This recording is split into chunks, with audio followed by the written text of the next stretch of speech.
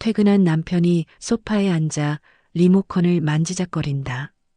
TV에서는 뉴스 앵커가 부동산 이야기를 하고 나는 부엌에서 된장찌개를 휘젓고 있었다.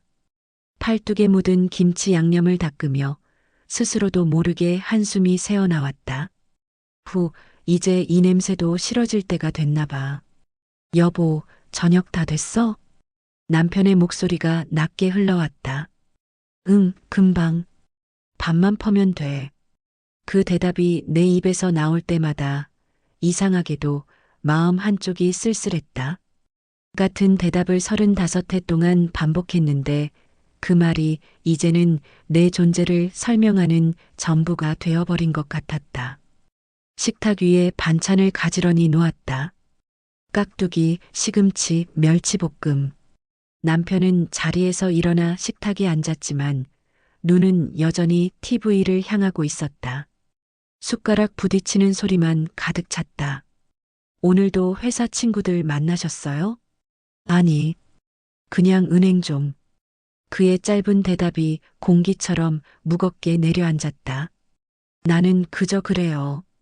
하고 말했지만 손끝은 식탁볼을 괜히 만지작거렸다. 식사가 끝나고 설거지를 하려 싱크대 문을 열었다. 거기 오래된 서류 봉투 하나가 비스듬히 끼워져 있었다. 무심코 꺼내보니 남편 이름으로 된 통장 한 권이 나왔다. 묵은 먼지가 쌓인 그 표면을 닦자 흐릿하게 국민은행이라는 글자가 드러났다. 이게 뭐지? 내 심장이 덜컥 내려앉았다. 가볍게 넘긴 장부 안에는 익숙하지 않은 입금 내역들이 빼곡했다. 2003년 6월, 2008년 9월 가족 누구에게도 말한 적 없는 돈의 흐름. 여보, 이거 뭐예요? 남편이 돌아봤다. 그의 표정은 잠시 얼어붙었다. 그냥 옛날에 쓰던 거야. 신경 쓰지 마. 옛날 거면 왜 이렇게 꼼꼼하게 적혀 있어요?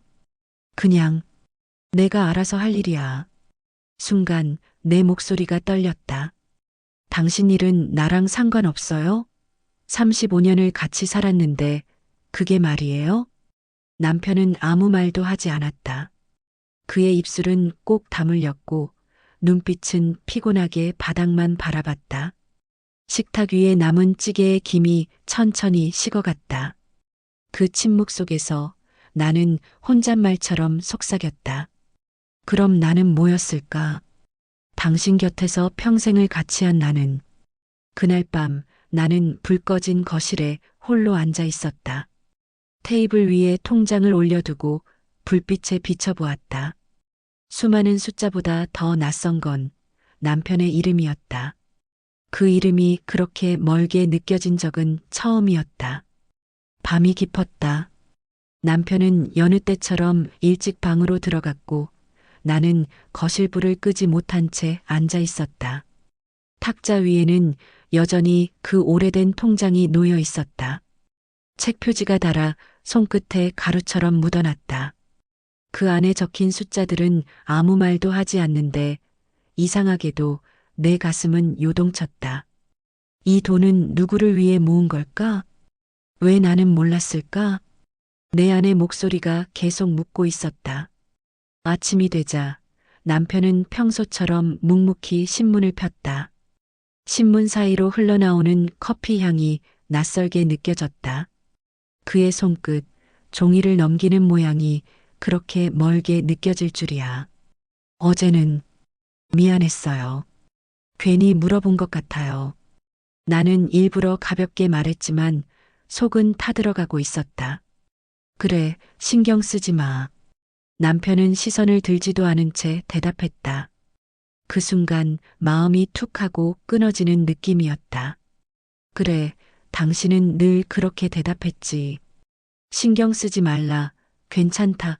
아무 일 아니다. 그 말들이 우리 사이의 거리를 조금씩 벌려놓고 있었는데 나는 이제서야 그걸 느낀다.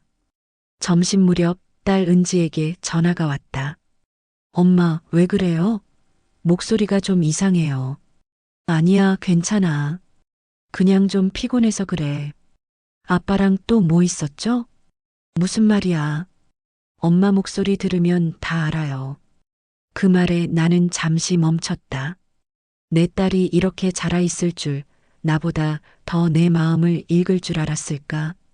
그냥 아빠가 조금 나한테 숨기는 게 있는 것 같아. 아빠 원래 말 없잖아요. 엄마도 알잖아요. 그 말이 이상하게 날카롭게 꽂혔다. 그래, 나는 알았다. 하지만 알면서도 모른 척 하는 게 결혼의 기술이라고 믿어왔던 걸까? 저녁 무렵 남편이 퇴근해 왔다. 손에는 작은 봉투 하나가 들려 있었다. 이거 은행 갔다가 들른 거야. 무슨 돈이에요? 당신이 지난번에 사고 싶다던 화분 사려고.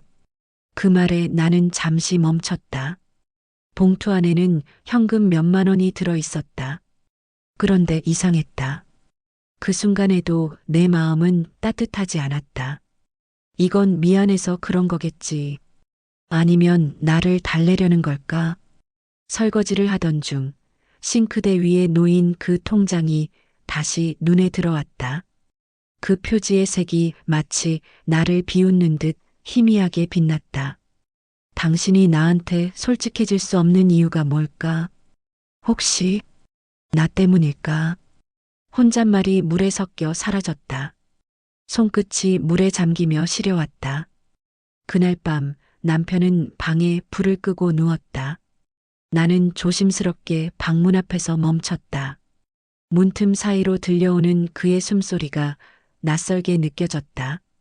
같은 집에 살지만 이 사람의 마음속엔 내가 없다는 생각이 들었다.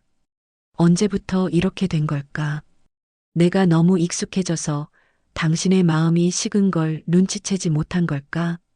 불 꺼진 방 안 나는 조용히 속삭였다. 나는 아직 당신이 좋아요. 그런데 왜 이렇게 멀어졌을까요? 며칠째 남편은 아무 말이 없었다. 식탁 위엔 늘 같은 반찬이 올랐고 텔레비전에서는 반복되는 뉴스 소리가 흘러나왔다. 하지만 그 소리조차 우리 사이의 공허를 채우지 못했다. 설거지를 하며 문득 거울을 봤다. 그 안엔 낯선 얼굴이 있었다. 눈가의 주름이 깊어졌고 입가의 미소는 오래전에 사라진 듯했다. 언제부터 이렇게 말이 줄었을까? 당신이 나를 피하기 시작한 게 언제였을까? 내 입에서 나온 그 말들이 공중에 흩어졌다. 대답은 돌아오지 않았다. 그날 오후 나는 일부러 남편이 앉아 있는 거실로 나갔다. 그는 리모컨을 들고 TV 채널을 이리저리 바꾸고 있었다. 나는 조심스럽게 소파 끝에 앉았다. 여보, 응, 우리 예전에 여행 갔던 거 기억나요? 남이섬이었나? 기억나지. 그의 대답은 짧았다. 한참을 기다렸지만 그 다음 말은 없었다. 그땐 참 좋았어요. 그래. 다시 침묵. 나는 손끝으로 소파 천을 만지작거리며 말했다. 그땐 당신이 많이 웃었잖아요. 그는 리모컨을 내려놓지도 않은 채 천천히 말했다. 그때는 세상이 좀 덜 무거웠으니까. 그 말에 가슴이 미세하게 떨렸다. 세상이 무거워서 당신 마음이 다친 걸까? 아니면 나 때문일까? 저녁이 되어 창밖엔 비가 내렸다. 빗방울이 창문을 두드리며 흘러내렸다. 그 소리를 들으며 나는 작은 서랍을 열었다.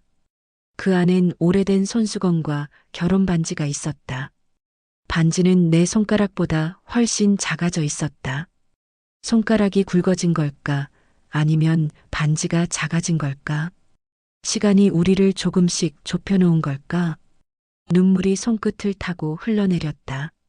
그날 밤 나는 잠이 오지 않았다. 거실 시계 초침이 귓가를 파고들었다. 남편 방 문 앞에 섰지만 손잡이를 잡을 용기가 나지 않았다. 문 너머의 어둠이 마치 내 마음 같았다. 여보, 당신은 지금 무슨 생각을 하고 있나요? 나도 여전히 당신이 궁금해요.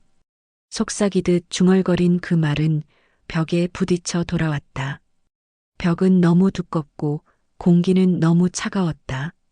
그 순간 마음속에서 작은 목소리가 들렸다. 이대로 살 순 없어요. 당신이 말하지 않으면 내가 먼저 걸어가야겠죠. 나는 천천히 고개를 들었다. 창밖의 빗소리가 점점 잦아들고 있었다. 그 소리를 들으며 결심했다. 내가 먼저 이 벽을 두드려야겠다. 며칠째 비가 그치지 않았다. 거실 창문 너머로 떨어지는 빗방울이 유리 위에서 부딪히며 사라졌다. 나는 창가에 앉아 뜨거운 차를 마셨다. 차 향기가 코끝에 닿자 문득 오래전 생각이 났다. 그때도 비가 오던 날이었다. 신혼 초 남편은 젖은 양복을 걸치고 들어와 괜찮다며 웃었다. 그 미소가 아직도 기억에 남아있다. 그 사람은 그때와 같은 사람일까? 아니면 그 미소도 세월에 묻혀버린 걸까? 오전 10시쯤 현관벨이 울렸다. 우편함에 꽂혀 있는 작은 봉투 하나. 누런 색감의 손글씨로 적힌 이름. 박성호 씨 댁 김정희 귀하. 누가 요즘 이런 편지를 쓸까 싶었다. 봉투를 뜯자 낯선 필체의 편지가 한 장 나왔다. 정희 씨, 오랜만입니다. 혹시 제 이름 기억하실지 모르겠네요. 성호 형님과 함께 근무하던 사람입니다. 요즘 소식이 뜸해서 걱정이 돼 이렇게 편지 드립니다. 예전처럼 조용히 사신다 들었는데 혹시 형님이 건강은 괜찮으신가요? 아직도 그때의 일을 마음에 담아두셨다면 이제는 놓아도 되지 않을까요? 글을 읽는 동안 손이 떨렸다. 그때의 일이라니 대체 무슨 일일까? 내 머릿속은 하얘졌다. 저녁 무렵 남편은 퇴근 후 평소처럼 TV를 켰다. 나는 편지를 테이블 위에 올려두었다. 이거 당신한테 온 거야. 그는 잠시 멈칫하더니 편지를 집어들었다. 글씨를 읽는 그의 손이 아주 미세하게 떨렸다. 이 사람 오랜만이네. 누구예요? 그냥 예전에 같이 일하던 사람. 그때의 일이 뭐예요? 그의 표정이 굳었다. 별거 아니야. 그냥 옛날 이야기야. 또다시 그 말. 그 말 한마디가 내 마음속 불안을 다시 일으켰다. 밤이 되자 나는 조심스레 남편의 서류함을 열었다. 그 안에는 오래된 사진 한 장이 있었다.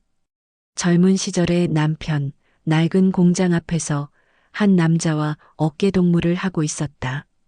뒤편에는 1994년 8월 빚 정리 후라고 적혀 있었다. 빚 정리? 그럼 통장은 혹시 그때의 흔적이었을까? 순간 가슴이 덜컥 내려앉았다. 당신이 혼자 고생했던 건가요? 그걸 왜 나한테 말 안 했어요? 혼잣말이 입술을 타고 흘러나왔다. 눈물이 볼을 타고 흘러내렸다. 다음 날 나는 남편의 도시락을 싸며 그를 바라봤다. 그는 늘 그렇듯 무표정하게 말했다. 오늘은 뭐 싸줬어?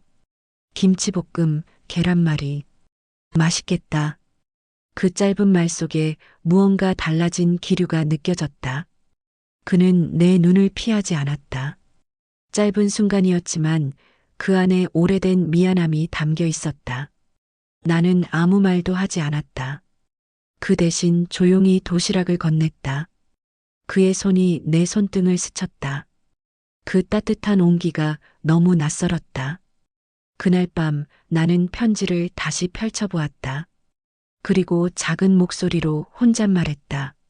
성호 씨, 당신은 나한테 아무 말도 하지 않았지만 그 침묵 속엔 어쩌면 사랑이 숨어 있었던 걸지도 모르겠어요. 그날 오후 우체통에 또 한 통의 편지가 꽂혀 있었다. 보낸 사람은 이전과 같았다. 남편의 옛 동료 이도현. 이번엔 남편 이름 대신 김정희 귀하가 적혀 있었다. 손끝이 떨렸다. 무언가 결정적인 게 적혀 있을 것만 같았다. 조심스럽게 봉투를 뜯었다. 정희 씨, 제가 이런 편지를 다시 드려 죄송합니다. 하지만 성호 형님이 말하지 못한 이야기가 있습니다. 그때 형님은 형님의 형님이 진 빚을 대신 갚으셨습니다. 가족에게 말하지 못한 건 자존심 때문이었죠. 돈을 모으기 위해 낮에는 공무원으로, 밤에는 창고에서 일하셨습니다. 그 통장은 그때의 흔적입니다. 형님은 늘 아내에게 미안하다고 하셨습니다. 형님이 어떤 분인지 부디 알아주셨으면 합니다. 편지를 읽는 동안 내 손에서 종이가 구겨졌다. 눈물이 떨어져 글씨가 번졌다. 밤에 창고에서 일했다니 나는 그 시간에 따뜻한 방에서 자고 있었는데 그의 피곤한 얼굴이 머릿속에 떠올랐다. 그리고 그 침묵이, 그 무뚝뚝함이 이제는 다르게 들렸다. 남편이 돌아왔다. 나는 식탁 위에 편지를 펼쳐놓았다. 이게 뭐예요? 그는 잠시 멈추더니 고개를 떨궜다. 그걸 읽었구나. 당신이 왜 그런 일을 했어요? 왜 나한테 한마디도 안 했어요? 말하면 당신이 얼마나 속상해할지 알았어. 그래서 차라리 모르게 하는 게 낫다고 생각했지. 그럼 당신은 혼자 얼마나 힘들었어요? 힘들긴 했지. 근데 가족이 편하면 됐다고 생각했어. 그 말에 숨이 막혔다. 그게 사랑이라고요? 당신은 나를 가족이라면서 왜 함께 짊어지게 하지 않았어요? 정이야. 그의 목소리가 떨렸다. 나는 무능한 남편이 되고 싶지 않았어. 한 번이라도 당신한테 당당하고 싶었어. 그의 눈이 붉어졌다. 내가 처음 보는 표정이었다. 평생 냉정하던 그 사람의 얼굴에서 아이처럼 흔들리는 눈빛이 보였다. 그리고 그 순간 내 안에 있던 분노가 서서히 녹아내렸다. 나는 그에게 다가가 조용히 물었다. 그 통장 아직 있어요? 응. 저기 서랍에. 그럼 보여줘요. 남편은 천천히 서랍에서 오래된 통장을 꺼냈다.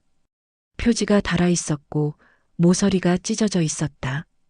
그의 손끝이 미세하게 떨렸다. 나는 그 통장을 받아 펼쳤다. 그리고 마지막 장에 적힌 글귀를 보았다. 흘려 쓴 볼펜 글씨. 정의를 위해 모은 돈. 언젠가 꼭 쓰게 되길. 그 글을 보는 순간 숨이 멎었다. 눈물이 왈칵 쏟아졌다. 왜요? 왜 이런 걸 숨겼어요? 당신이 나한테 실망할까봐. 나는 늘 부족했으니까. 그래도 당신한테 뭔가 남기고 싶었어. 나는 고개를 숙였다. 눈물이 그의 손등 위로 떨어졌다. 그가 천천히 내 손을 감쌌다. 그 온기가 너무 따뜻해서 아팠다. 그날 밤 우리는 오랜만에 대화를 했다. 대단한 이야기는 아니었다. 그냥 우리가 함께 겪었던 시간들. 처음 만났던 날, 딸이 태어났던 밤, 그리고 싸웠던 기억까지. 당신이 그때 말했잖아요. 가족이 편하면 됐다고. 이제는 나도 그래요. 우리 서로 좀 편해지자고요. 남편은 잠시 나를 바라보다 아주 작게 웃었다. 그 웃음이 낯설고 따뜻했다. 며칠째 남편은 식사를 제대로 하지 못했다. 입맛이 없다고, 그냥 피곤하다고 했다. 하지만 나는 알았다. 그의 얼굴빛이 전보다 창백했고 손등의 핏줄이 더 선명해져 있었다. 병원에 가봐요. 괜찮다니까. 괜찮다는 말, 이제 그만해요. 내 목소리가 떨렸다. 남편은 고개를 돌렸고 잠시 후 작게 웃었다. 당신은 예전보다 많이 강해졌네. 그 말이 이상하게 아프게 들렸다. 며칠 뒤 남편은 결국 쓰러졌다.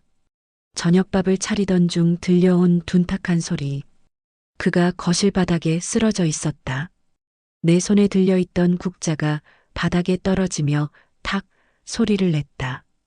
성호 씨, 이봐요, 정신 좀 차려요. 내가 소리쳤다. 그의 얼굴은 창백했고 입술이 파랗게 질려 있었다. 떨리는 손으로 구급차를 불렀다. 그 짧은 순간이 내 인생에서 가장 길었다. 병실. 창문 밖에는 봄비가 내리고 있었다. 희미한 빛이 흰 커튼을 타고 들어왔다. 남편은 산소호흡기를 낀 채 누워 있었다. 그의 손을 잡으니 여전히 따뜻했다. 이렇게까지 숨기고 싶었어요? 당신이 얼마나 무거운 짐을 지고 있었는지 왜 말 안 했어요? 남편의 입술이 미세하게 움직였다. 당신은 내 걱정을 할 사람이 아니라 내가 지켜야 할 사람이었어. 지금은 그게 미안해. 눈물이 흘러내렸다. 그의 손등 위에 내 눈물이 떨어져 작은 점이 생겼다. 그 점이 번지듯 내 마음의 미움도 조금씩 사라졌다. 그날 밤 나는 병실 창가에 앉아 있었다. 비가 그쳤고 달빛이 희미하게 커튼 사이로 스며들었다. 탁자 위에는 그 통장이 놓여 있었다. 그 안에는 이제 단 한 줄의 글씨만 보였다. 정의를 위해 모은 돈. 손끝으로 그 글씨를 천천히 따라 그렸다. 이제는 돈이 아니라 그 마음이 얼마나 무거웠을지를 조금은 알 것 같았다. 이제 그만 내려놔요, 성우 씨. 그 무게, 나도 이제 함께 들게요. 나는 그의 손을 잡았다. 그의 눈가가 아주 미세하게 떨렸다. 마치 꿈속에서 미소 짓는 사람처럼. 며칠 뒤 남편은 다행히 의식을 되찾았다. 그는 여전히 약했지만 나를 보자마자 말했다. 이제 통장은 버리자. 나는 고개를 저었다. 아니요. 버리진 말아요. 그건 우리가 다시 시작한 증거니까. 남편은 미소를 지었다. 그의 얼굴이 오랜만에 따뜻해 보였다. 그날 밤 집으로 돌아와 불 꺼진 거실에 앉았다. 테이블 위엔 아직 남편의 컵이 놓여 있었다. 그 안에는 반쯤 식은 보리차가 있었다. 나는 그 컵을 두 손으로 감싸며 눈을 감았다. 이제는 당신이 지켜온 걸 내가 이어갈게요. 바람이 창문을 스쳤고 작은 찻잔의 물결이 고요히 흔들렸다. 남편이 태어난 날 집안은 오랜만에 사람 냄새로 가득했다. 거실 창문을 열자 봄바람이 부드럽게 커튼을 흔들었다. 주방에서는 된장찌개의 익숙한 냄새가 피어올랐다. 그 향기를 맡으며 나는 오래전의 나를 떠올렸다. 그때도 이렇게 밥을 짓고 당신은 TV 앞에 앉아 있었지. 하지만 오늘은 그때와 조금 다르다. 남편은 천천히 걸어와 식탁에 앉았다. 그의 손등엔 여전히 병원에서 남은 자국이 보였다. 나는 밥그릇을 놓으며 조심스레 물었다. 몸은 좀 어때요? 괜찮아졌어. 이제 숨이 조금 편해. 그의 말이 부드럽게 들렸다. 예전엔 이런 말도 서로 잘하지 않았는데. 식사가 끝나자 남편이 갑자기 조용히 말했다. 정희야, 나 할 말 있어. 나는 그를 바라봤다. 그의 눈빛이 흔들렸다. 그동안 미안했어. 내가 너무 오랫동안 입 다물고 살아서 당신이 얼마나 외로웠는지도 모르고. 그는 한숨을 쉬며 식탁 위에 손을 얹었다. 나는 늘 가장이라는 이름으로 버텼어. 당신이 힘들 때 나까지 약하면 안 된다고 생각했지. 근데 그게 틀렸더라. 나는 아무 말도 하지 못했다. 그저 그의 얼굴을 바라봤다. 그의 눈가엔 잔잔한 눈물이 맺혀 있었다. 내가 말하지 못했던 이유는 두려워서였어. 내가 약해진 모습을 당신이 보면 당신이 나를 더 이상 믿지 않을까봐. 그의 목소리가 점점 떨렸다. 당신은 늘 나보다 강했어. 근데 나는 그걸 질투했어. 그래서 괜히 무뚝뚝하게 굴었어. 그 말에 내 눈에서도 눈물이 흘렀다. 그랬군요. 나는 당신이 나를 무시한다고 생각했어요. 내 마음을 안다고 믿지도 않았고요. 남편은 고개를 숙였다. 이제라도 말할 수 있어서 다행이야. 나는 자리에서 일어나 조용히 그의 곁으로 다가갔다. 그의 어깨에 손을 얹고 그 손을 꼭 잡았다. 우리 그동안 너무 많은 걸 참았죠. 이제는 말해요. 힘들면 힘들다고, 미안하면 미안하다고. 그는 고개를 끄덕였다. 눈가를 훔치며 아주 작게 웃었다. 당신은 변하지 않았어. 늘 따뜻하고 여전히 내 집 같아. 그 말을 듣는 순간 그동안 내 안을 짓누르던 무언가가 서서히 녹아내렸다. 나는 그를 끌어안았다. 그의 가슴에서 들려오는 심장 소리가 작고 단단하게 뛰고 있었다. 괜찮아요, 성호 씨.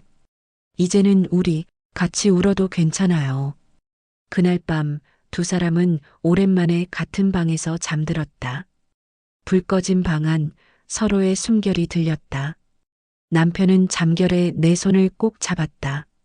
그 손이 오래전보다 조금은 차가웠지만 그 온기는 여전히 나를 안심시켰다. 나는 그 손을 잡은 채 조용히 중얼거렸다. 당신, 이제 진짜 내 옆에 있네요. 봄이 완전히 찾아왔다. 창문을 열자 따뜻한 바람이 부엌 커튼을 살짝 흔들었다. 햇살이 식탁 위에 부드럽게 내려앉았다. 나는 찻잔을 꺼내며 조용히 미소 지었다. 남편이 태어난 지 한 달. 그는 여전히 조심스럽게 걷지만 예전보다 훨씬 자주 웃는다. 오늘 아침 남편은 먼저 말을 걸었다. 정희야, 오늘은 내가 좋아하던 그 된장찌개 끓일까? 당신이 직접요? 이제 나도 한 번쯤 해봐야지. 그의 서툰 농담에 나도 웃음이 새어나왔다. 예전 같으면 무슨 소리예요 하고 넘겼을 텐데 지금은 그 말 한마디가 고마웠다. 점심을 먹고 남편은 서랍에서 무언가를 꺼냈다. 바로 그 오래된 통장이었다. 표지는 여전히 바랬고 모서리는 달아 있었다. 이제 이건 필요 없겠지. 그가 말했다. 나는 잠시 통장을 바라보다 고개를 끄덕였다. 그래요. 이제 우리 이거 없어도 돼요. 그는 미소를 지었다. 그럼 같이 버리자.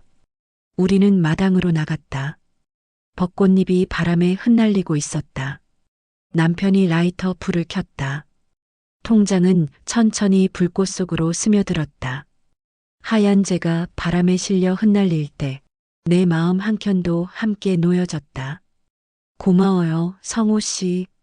내가 더 고맙지. 우리는 서로를 바라보며 웃었다. 그 웃음에는 미안함도, 서운함도, 오래된 침묵도 모두 섞여 있었다. 그저 함께 있음이 전부였다. 그날 저녁 남편은 내게 작은 상자를 건넸다. 이건 뭐예요? 그냥 오래전부터 준비했던 거야.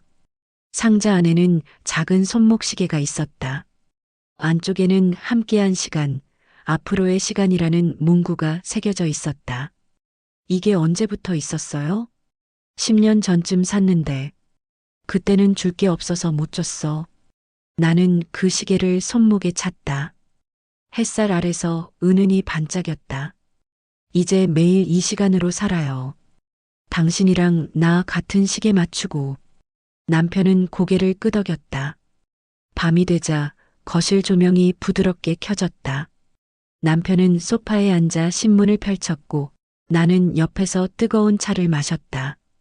평소처럼 조용한 밤이었지만 이제 그 침묵은 편안했다. 나는 생각했다. 이 사람과 함께한 세월이 길었지만 서로를 진짜로 이해하게 된 건 이제서야일지도 몰라. 성호 씨, 응?